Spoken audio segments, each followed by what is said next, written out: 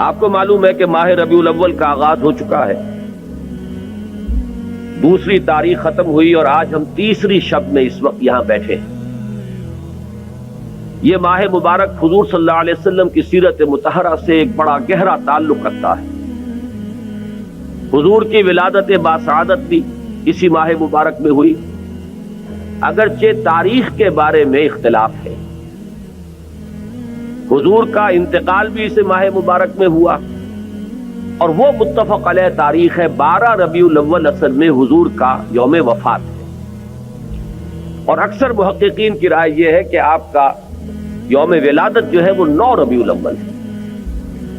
یہی وجہ ہے کہ مجھے یاد ہے کہ ہمارے بچپن میں اس دن کو جو لوگ کچھ تھوڑا بہت مناتے بھی تھے تو 12 وفات کے نام سے در حقیقت یہ نام یاد کیا جاتا تھا۔ حضور صلی اللہ علیہ وسلم کی وفات کا دن ہے، کچھ کھانا پکا کر کچھ غریبوں کو مساکین کو کھلانا، یہ در حقیقت چیز تھی کہ جو اب ہوتے ہوتے اس نے بہت ہی ایک دوسری صورت اختیار کر لی ہے۔ اب یہ ایک جشن بن گیا ہے اور ایک عید کا سا سما، بلکہ واقعہ یہ ہے کہ جو اصل 2 عیدیں ہیں وہ کہیں پیچھے چلی گئی ہیں، اور یہ جو 2 عیدیں ہم نے ایجاد کی ہیں، ایک عید میلاد النبی اور ایک عید استقلال، اگر ہم جائزہ لیں تو شاید یہ 2 جو ہے یہ زیادہ فور گراؤنڈ میں آ چکی ہیں۔ لیکن یہ کہ جہاں تک آپ کی ولادت اور آپ کے وفات کا اس ماہ مبارک میں ہونا ہے وہ ثابت ہے۔ مزید برآں حضور کا ورود مدینہ منورہ میں بھی ماہ ربیع الاول میں ہوا ہے۔ اس پہلو سے اگر اس ماہ مبارک میں ہم سیرت النبی کے مطالعے کا ایک خاص موضوع رکھیں، کسی تاریخ کے تعین کے بغیر اس مہینے کی مناسبت سے سیرت مطہرہ پر گفتگویں ہوں، غور و فکر ہو، اور اس میں بھی عملی پہلو سامنے ہو، اتباع کا جذبہ ہو، سمجھنا سمجھانا اس لیے ہو کہ اس پر عمل کرنا ہے، تو یقیناً یہ چیز ہمارے لیے بہت مفید ہوگی اور ہمارے بہت سے امراض کا شاید اس سے مداوع ہو سکے۔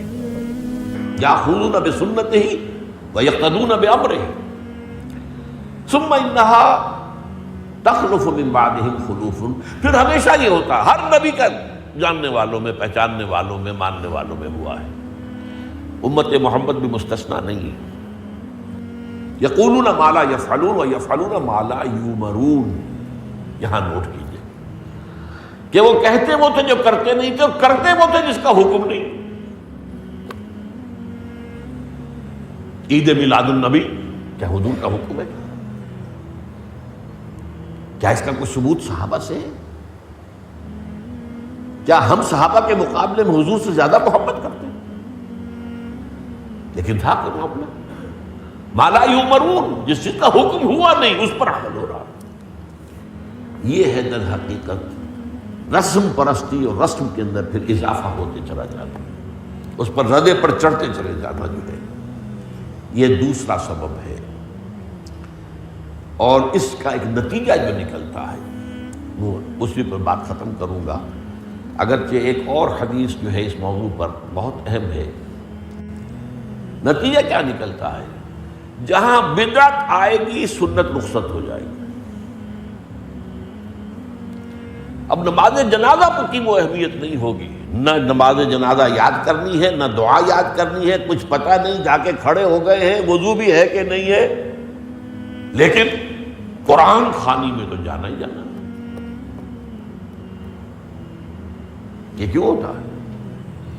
ورنہ یہ کہ نماز کی اہمیت ہوتی، نماز جنازہ کی، آپ اگرچہ عربی نہیں آتی لیکن ترجمہ تو اس دعا کا یاد کر لینا کوئی مشکل کام نہیں ہے، تاکہ کھڑے ہوں دل سے دعا مانگے۔ تو جہاں بدعت آئے گی وہاں سنت جو ہے اس کی حیثیت کم ہو جائے گی، اس کا استخفاف ہوگا یا غائب ہو جائے گا۔